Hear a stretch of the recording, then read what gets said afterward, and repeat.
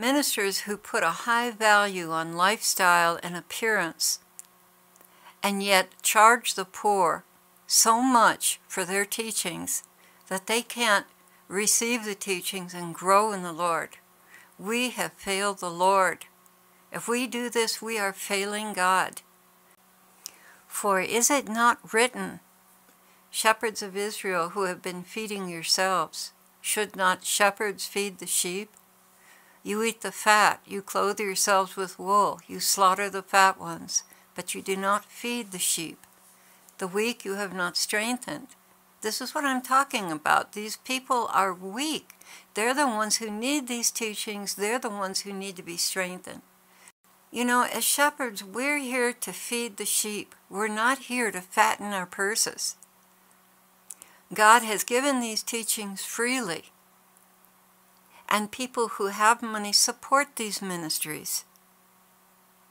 Should we then exact the price that the world would charge from those who can't afford it? I don't think so. I think there's going to be quite an accounting to be done before the Lord for the people who needed these very teachings but could never get them because the price was too high. You know, we really don't have any time to waste on ourselves. In Matthew 25, it's written, "Who then is the faithful and sensible slave, whom his master put in charge of his household, to give them their food at the proper time? Blessed is that slave whom his master finds so doing when he comes." And if we're not giving food to the hungry, and to the poor, and to the ones who need it, we're not going to be counted as a blessed slave in that hour when the Lord comes. And we all know that hour is very near. We might be tempted to say, well, what does this have to do with me, or what does this have to do with the rapture? Well, I'd like to say plenty.